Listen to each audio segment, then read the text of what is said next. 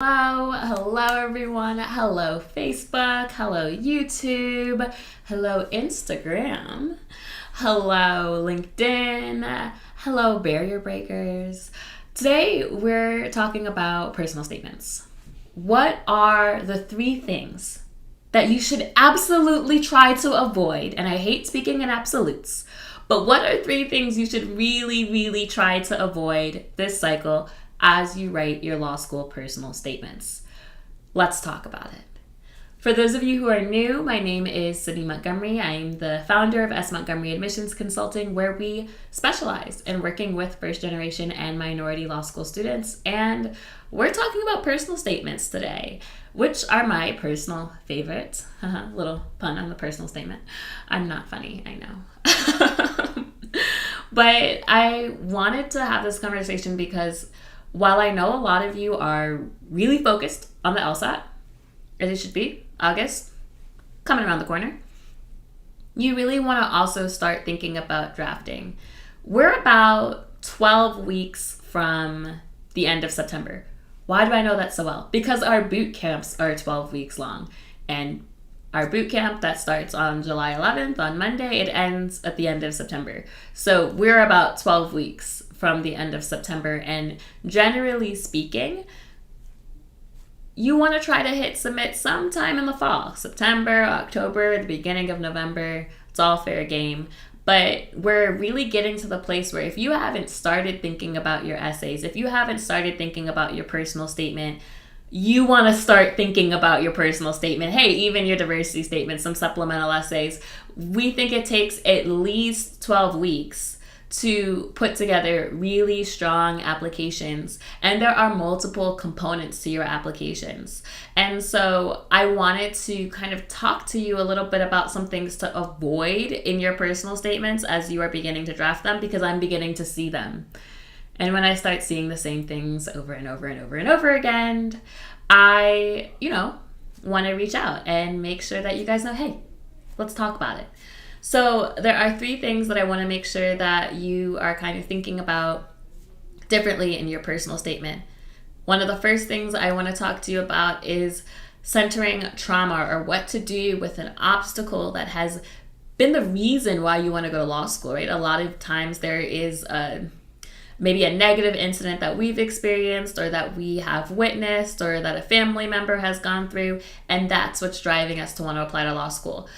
But how do we talk about that in a personal statement in a way that's not just 2 pages of this is the worst sob story of my entire life, but, hey, I'm still here, persevered, let me into law school. Not the most compelling narrative arc there. So we're going to talk about that. We're going to talk about just not having focus, because I have read a lot of unfocused personal statements, and what that means and how we can avoid that. Because when you lack focus in your personal statement, when I read the end of your personal statement, I have no idea why you want to go to law school. I have no idea what kind of law you want to practice. I have no idea what is bringing you here. I'm not convinced. And guys, if you cannot convince me, you certainly cannot convince admissions, right? And so we want to talk about focus. And then that last piece, we're going to talk about structure, which sounds like focus, but is actually not. You can absolutely know why you want to go to law school, and you can have a completely unstructured essay. And I mean, where is the beginning, middle, and end? Where are the transitions? How does one point flow to another? Sometimes I think people just give me stream of consciousness, and they're like, well, and I'm like, no, I don't know, because I am distracted by poor writing quality. And if I am focused on poor writing quality, I'm actually not focused on why you want to go to law school. So we're going to talk about that. So the first thing, though, is I don't want you to center your trauma. And I think that this is really easy to do in a lot of cases, especially because I think a lot of the advice there is your law school personal statement should be about a really challenging obstacle and how you overcame it, and how the qualities that you have that led you to overcome your obstacle make you a good lawyer. I don't really know who started that trend. I would absolutely be in favor of, maybe getting rid of that trend. Because yes, that can be helpful, but in a lot of ways also, it might completely miss the point, right? I mean, what if the most traumatic thing that happened to me was getting cut from the ballet? Let's say I was like a Misty Copeland, but I'm not famous because I got cut, right? But maybe that has nothing to do with why I want to go to law school. And maybe I've talked about the grit and now I'm in a different ballet company. But like, honestly, why are you going to law school? Like, why am I reading this? It still doesn't answer that question. I think especially for a lot of first gen and minority students, when we get the advice, okay, hey, talk about, a trauma and how you've overcome it, or talk about an obstacle and how you've overcome it, it leads us to talking about something that is perhaps more traumatic or heavier than originally contemplated. And it's not to say that you can't talk about something that's heavy. You absolutely can. But in your personal statement, you don't want that to be the entire statement. So I always say a trauma, an obstacle, a hardship, something heavy, it absolutely can be part of your story. You need to tell your authentic story. I don't want anyone to be afraid of, oh, I can't talk about that topic, it's too dark. But I want you to then move from that and tell me about how you've made impact in an area. Talk to me about your strengths. I like that personal statements, they should probably have at least maybe 2 or 3 anecdotes, stories, moments that show me who you are and kind of lead me to understanding the development of your passion and the development of why you're going to law school, the development of why I'm sitting here reading your essay, right? And so in those 2 or 3 anecdotes, one of them can be a heavy trauma obstacle, but probably it should be paired with 1 or 2 things that are not just something that happened to you, but something that you've done positively to make impact or to make change or to be part of this issue or this area that you're interested in. And I think that's a really important point, because oftentimes when we're talking about trauma, when we're talking about an obstacle, we are in the receiving seat. We have received this trauma, this bad thing has happened, sometimes life circumstances happen, but we are not the actor. We are receiving it. And I think there's a missed opportunity, because when we only focus on trauma and we make it, I always like to talk about personal statement real estate. When we make it a page and a half of what is supposed to be our 2-page essay, the admissions is now reading more about maybe, your life circumstances, but they're not reading about your strengths. They're not reading about how you've already tried to affect change. When you think about being a lawyer, you think about change makers. And there are so many different kinds of lawyers and so many different kinds of ways to make change. But I think one of the best examples that you can give in your personal statement is a moment when you have influenced and made impact and tried to make change even before you became a lawyer. Because I love to read essays where I can see, man, this person's a go-getter. They're in their community. They're making impact. They're trying to, it doesn't have to be a fancy internship or making policies already, but, maybe they're just galvanizing people around them, or they're standing up for themselves or for others. Like, man, this person is already trying to make change. There's proof in the pudding that they are a change maker, so that when I give them this law degree, I know they're going to use it to continue to make change, because that's who they are. They have a pattern of being a change maker. They have a pattern of being an instigator. They have a pattern of being a disruptor in a positive way. And I love that, right? There's evidence there that they already use what they have in their position to try to make change. And so when I make them a lawyer or we accept them to law school, I know that they'll keep doing that. As opposed to, man, what they've shown me so far, what they've shown me is that there's someone that, yeah, a lot of things happen to them, and man, I feel kind of bad for them, but I don't really know what kind of person or kind of lawyer they're going to be. It's not enough to just be like, all of these things happened to me, but I kept trying and I'm here now, right? That's good. I mean, that's really good, right? We might think that you're a commendable person, but take it outside of yourself. Show me how you have been a change maker, and impacted other people positively. Maybe something negative happened to you, and because you lived through that experience, you wanted to help other people who were going through similar experiences. And then you realize, hey, you know what? I want to help these people more, right? And so instead of just, staying at this level, I pursued this level, and now here I am at the law school level, like I'm continuing to build my influence in my sphere. So, you want to just always be thinking, what is it that they're thinking about me, or what is it that they want to know about me that's going to tell them, hey, I'm going to be a great attorney. Yeah, this negative thing happened to me, but I'm not going to talk to you about it for a page and a half, because I don't want to say like crassly, but they don't really care about the details of this traumatic incident. They care about who you are as a person and your character and what the pattern is that you're showing them. So that's really important. The second thing that I want to talk about, and there's a question that said, would you say that certain law schools really only care about academic competency? Because I worry that I will try to approach the admissions process through a route of service that I highlight in my app, but I've been told that some schools really don't care about that stuff. I don't know who told you that. I would say that's a lie. I think that having those qualities of service and giving back and making impact, I think that's a quality that almost all law schools care about, especially the law schools at the top, which are also law schools that care about competency and academic rigor. But we as people want to be part of creating change makers. I mean, I love my job. I love getting to help people like you through the law school application process, because it's also a ripple effect. I might help you and you might help 30, 40, 50 people. That's amazing, right? They might admit you and then you're going to go on to do great things. Every so often someone applies and they want to be a professor or that kind of thing. And that's great, right? We also need professors and legal minds and scholars. But for the most part, law schools are accepting people because they want to create change makers, right? And people that are going to be influential. And if your sphere of influence is through service, then that is absolutely okay. Now, that second area that I said you want to try to avoid, you want to try to avoid being just very vague and unfocused. So there are a lot of you, and I'm not judging you. We all start from somewhere. But there are a lot of you that are applying to law school and you really have no idea why you're applying to law school. You have no idea.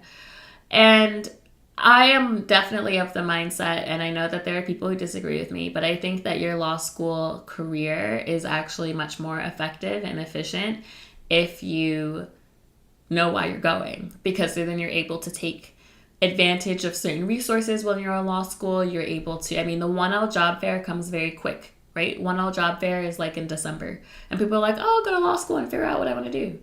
You're not going to know any more in December than you knew in September. Everyone takes the same classes their first year of law school. So if you go in September completely lost, have no idea why I'm going to go to law school, when that job fair comes around, 1L, you're going to be still what? Completely lost. You have no idea why you want to go to law school. And they have no idea what kind of job you want to look at. And, you're going to be overwhelmed. At least if you come in with a plan, then you will be able to say, okay, this is what I think I want to go to law school for. And these are the kind of jobs I'm going to be thinking about for my 1L year. And then, if I tried and I don't like it, that was me. I said, I'm going to do child advocacy. I was a family lawyer. So, that I still did that. But I was like, I'm going to do child advocacy. I worked for my first summer at Legal Aid. Realized there's a lot of red tape with being a child's attorney, and ended up finding other areas in family law that allowed me to fulfill the same passion. But you have to go in with a focus, because you only have 2 summers for law school. Now, what does this have to do with your applications? I know this. The people reading your applications also tend to know this. And what they want to do, especially, at all schools, but especially at mid-tier schools, they want to have good retention rate. They don't want you to come to law school, realize it's not what you thought, and then leave. They want you to graduate. They want you to get a job. These are all statistics that they care about. It's not because they care about you. It's because they care about their retention rate. They care about their employability score. They care about their graduation rate. They want you to pass the bar. Again, these are all things that they care about, not really because they care about you as a person, but because they care about themselves as schools. They care about you a little bit as a person, but also themselves, right? So when I read an essay and it is apparent that you either have no idea why you want to go to law school, or you have listed 7 different areas of law you want to practice. I realize that you have not really thought about this. And maybe you're like, no, I have thought about it, and these are the 7 areas. Okay, you haven't done enough research. You've thought about it, but you haven't had the right conversations with people. You haven't really researched and looked at, what does it actually mean to be a lawyer? What is my life going to look like after graduation? I ask people this question all the time. What is the job that you want the first 1 or 2 years after law school? And so many people have no idea. Law school is not the destination. And I think for so many of you in your applications, it is clear that's how you're thinking about it. You're thinking about law school as finish line. Law school is the starting block. Yeah?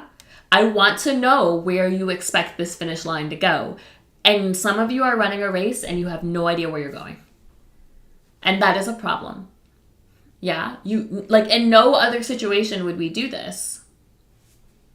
And it is different from undergrad because, most people, over 50% of people end up changing their major. And honestly, most people end up in graduate school of some kind anyways, and college is really set up for that. But this is professional school. It's, not necessarily, it's not undergrad. It's professional school, okay? So I want you to think about law school as the starting block and having a finish line. And now sometimes people will say, well, I have 2 interests. I really like this and I really like that. Okay, so same question though. What is it that you plan to do 1 to 2 years after practicing? Because you can't have 2 jobs. And have you considered the intersection of those 2 laws? Because oftentimes that's a really interesting space to be in, right? So if you are interested in criminal law and you're interested in intellectual property law, what are the ways that they intersect? What is interesting to you about the marriage of those 2 spaces? But I can tell you, you will not be both a public defender and doing corporate IP litigation.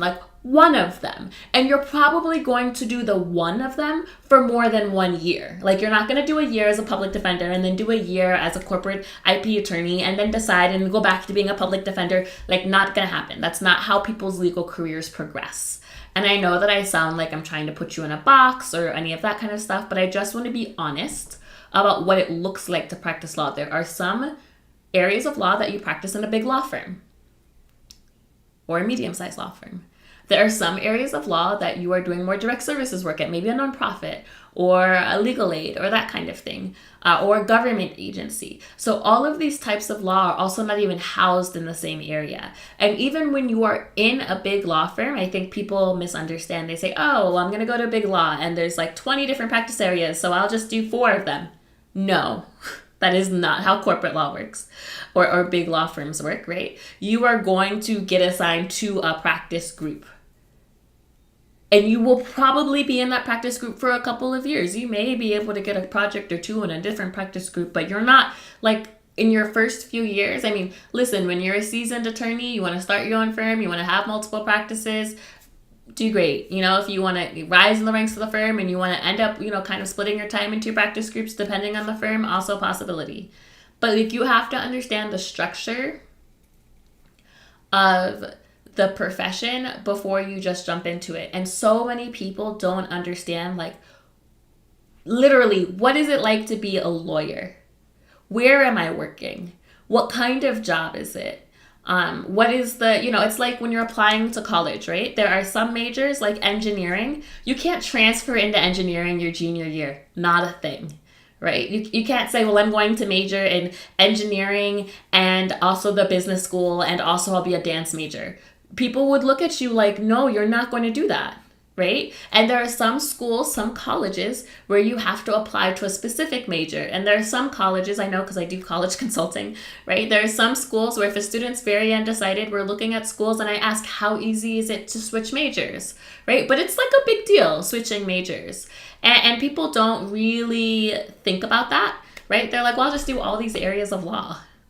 No, you won't. You won't do them all at the same time, at least, right? Throughout the course of your legal career, you can definitely have movement and fluidity. This is also why you don't major in a certain kind of law when you go to law school. You just get a law degree, and then, it's an apprentice-based job, so you learn the job. But that is also important, right? So many times the people don't understand the reason why you're not just changing new practice areas every year or whatever is because when you graduate law school, for the most part, you're not going to know how to practice law. Like, it's like an unpopular fact that law school doesn't teach you a lot about practice. It teaches you like the laws and the theory and the jurisprudence, but you learn how to practice through clinics and practical experience. And oftentimes your first job out of law school, you're not going to know how to do anything. You're going to be a baby lawyer, which is fine, right? I was a baby lawyer. Everyone is at some point a baby lawyer. And you then are going to be trained. You're going to spend a lot of time learning how to do a particular type of law, and it's going to take you more than a year. I mean, someone once told me it takes at least 5 years to feel like you know what you're doing in any kind of practice of law, right? I don't know. I didn't practice law for 5 years, but I can tell you it takes certainly more than 1 year to feel like you have a handle on family law. I mean, the training is so crucial whenever you are going to a firm, when you're looking at jobs, when you're down that path, you want to ask people, how do you train your new associates? What does that look like? At what point? Because first you're going to be doing stuff with another attorney, and then you're going to be doing a couple things on your own, and maybe a year and a half later, you'll be doing your own cases. You'll be very excited, but it's still in that area of law that you have been training in. So it takes some time to get good at a certain area of law. Right? And so it's so important that you understand that, because if you're in an application, you're saying, well, I'm going to do 7 different kinds of law. That tells me you have no idea how this works, because it's going to take you very long time to get good at 7 different types of law. And so I just like students to really, have an understanding, and to get an understanding, there's you should do informational interviews. Start on LinkedIn, look up people's jobs, look up things that seem interesting to you. I think I really like this law and that law. Well, look at a job here, look at a job here, look at some job postings. See if anyone in your college or alumni network would, be able to talk to you a little bit about what their day-to-day is like. Shadow if you can, do internships. These are all the ways, honestly, learning how to be a lawyer is just watching and talking and looking and shadowing people that are doing it. But you need to start having these informational interviews. And this is one of the reasons why when here in this program, we do try to connect students with mentors when they go to law school, so that they have those opportunities as well. But you want to just have some focus and some realism. Obviously, when you're applying to law school, they know you don't really know. No one really knows. But, if you can figure out this is the area of law or the 2 areas of law, the intersection that I'm really passionate about, that I have some stories in my life, a couple, not just one. I have some stories in my life that really speak to this area or this passion, that I've made some impact already. I've tried to be, a change maker, even without my law degree, kind of within this passion area. And I feel like this is really what's driving me to law school. That will be a much more coherent and compelling story than if you're kind of all over the place. And this brings me to my last point, the last thing that you want to try to avoid. You want to try to avoid not having focus. So we are really big proponents of Outline. We actually have a software launching next month. We're very excited about it. It is an adaptive, interactive writing platform that helps you structure your essays. It helps you create outlines so that you can have a stronger essay. There's a quote by Matthew Lee, who was the assistant director of admissions at UT Austin a few years ago, and he said, writing an essay without an outline is like getting in the car without a GPS. You don't know where you're going, or you're not going to end up in your destination. Okay, so whenever you start writing, you want to have a plan. You want to have an outline. If you download our free guide, if you go on our website, montgomeryconsulting.com, we have free guides. There you'll actually see the free, essential guide to applying to law school. It's 50 pages. It's totally free. Please download it. Take as much free information as you want. There is a whole section in there about how to write a strong outline, what you need in a strong outline. You need an outline that is going to be able to have you connect the different stories, right? You should be telling, like I said, at least 2 or 3 anecdotes and stories, but also the transitions. How do they flow together? How do we get from the beginning to the middle to end so it doesn't feel like I don't know how we got here, right? It should feel really smooth. It should be a really tight, compelling piece of writing. Your writing quality is so important in your law school applications, and it is the thing that students often leave for last. But you need to have strong writing. You need to have strong essays. They need to be well structured. They need to have direction. They need to have good transitions. There needs to be a beginning, middle, and end. If you write an essay, I can always tell when I look at an essay that has not been outlined. I can tell. Students work with me. Sometimes, people, they like to skip steps. They give me an essay and I'm like, you didn't outline this. You just didn't. It's not even a question. It's a fact. You didn't outline this. And they're like, oh, no, I didn't. I know, because this doesn't even make sense. Because an outline gives you direction and structure. And if you write an essay without an outline, I can't even reverse engineering. A strong essay, I can see where the outline was. I can make that outline from my head. Okay, this is what the outline of that essay was. And I can remember it too, right? It's easier for me to remember. If you don't have an outline and you have an essay that's all over the place, I'm confused, I'm distracted, I'm annoyed. None of these are the emotions that you want admissions to be having as they're reading your essay, right? You just want them to be focused on the words and the impact and all the things that you've worked really hard for. You don't want them to be thinking, wow, this is a really sloppy essay. Maybe they're saying good things, but this is poorly written. Because that's how you not get into school. Right? And sometimes people think, well, I have a high LSAT score, so it doesn't matter. No, it does matter. I know people who have 180s, 179s, and sloppy writing, and they did not get in, right? Because a high LSAT score, high GPA is not enough if your writing is poor. So I want you to really remember that. So the 3 things you want to really try to avoid, just to recap, you want to avoid centering your trauma, having your trauma be the entire essay, right? You want to avoid being directionless. You want to have focus. You want to know why you're going to law school. And then you want to avoid being unstructured. You want to really try to make sure that your essay is structured in a way that it's easy to follow, easy to read. Admissions is going to enjoy reading it. I always get happy when I read a good essay. I'm like, wow, that was enjoyable, right? I loved that. That's the emotion that you want them to have when they read your essay. So I'm going to take questions before you pray us out. I know there's a question that says, would you say that a double major looks good on a law school app? Yeah, I mean, it's not something that's going to like pull you over. I mean, the question is, what's your GPA? If you have double major and you have a strong GPA with both of those, yeah, it shows that you can handle a high level academic rigor, and that's fantastic.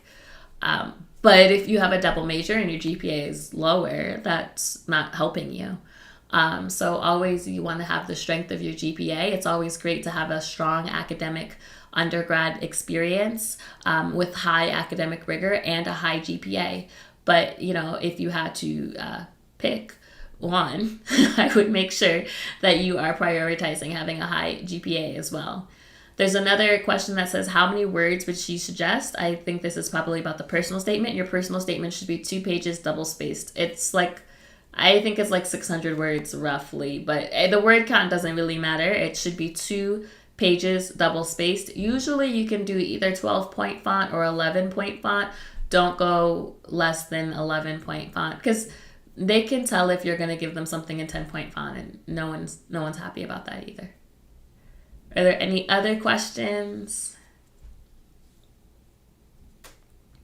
We do have a boot camp that starts. We have actually one more spot left in our July boot camp that starts on Monday. So if you are interested in going on a 12-week journey with us, definitely make sure that you check out that boot camp. We also have a boot camp starting on July 20th, and we do still have spots for private consulting left, but we will definitely fill up on spots this summer.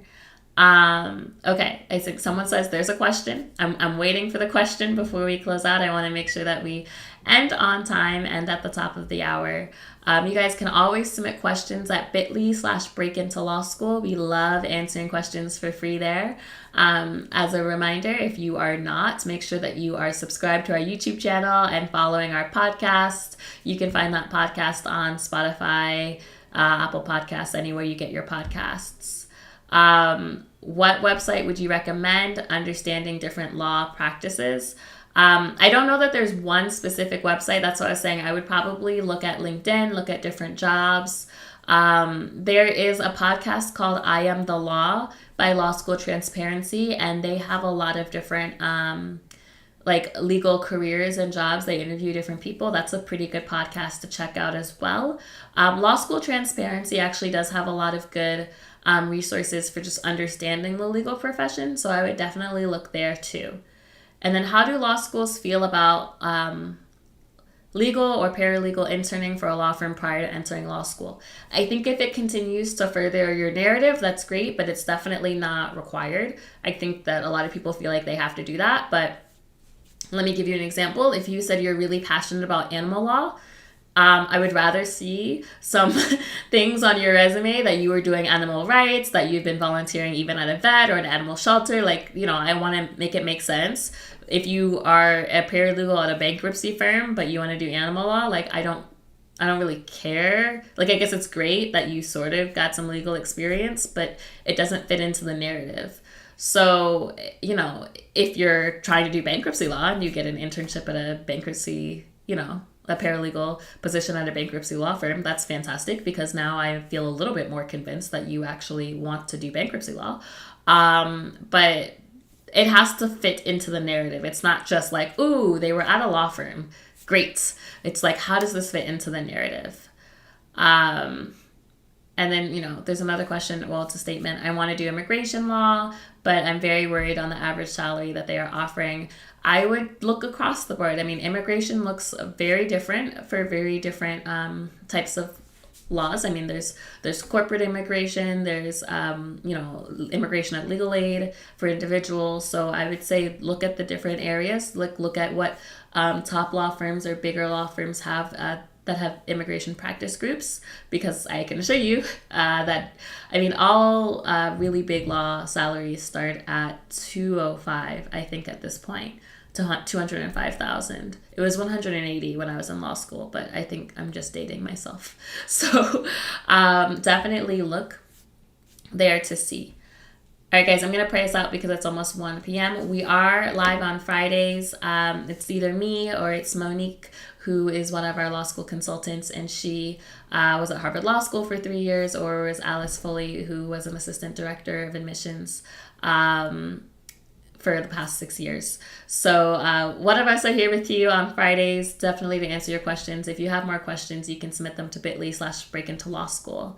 Dear Heavenly Father, thank you so much for this day. Thank you for allowing us to talk about our personal statements.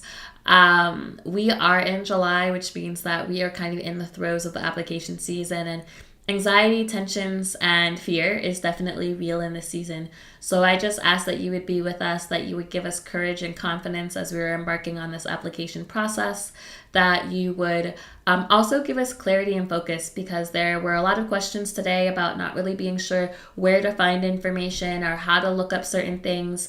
And so I ask that you would send resources and send information, give us wisdom to know where our passions lie, where our strengths lie, what areas we should be drawing closer to as we begin our legal journey. I ask that you would send mentors, that you would send people we can shadow, that you would send websites and resources and information that we could feel confident about our decisions and confident that we are moving in the right direction. I ask that you would be with us in our writing, that you would help us pull out the stories that we need from our life that will make a complete and cohesive and compelling narrative, that you would give us just the understanding of how to center ourselves in the story and how to focus on not just what has happened to us, but all the ways that we have continued to be a blessing to others, because we are made in your image, and so we know that we touch others in the same way that we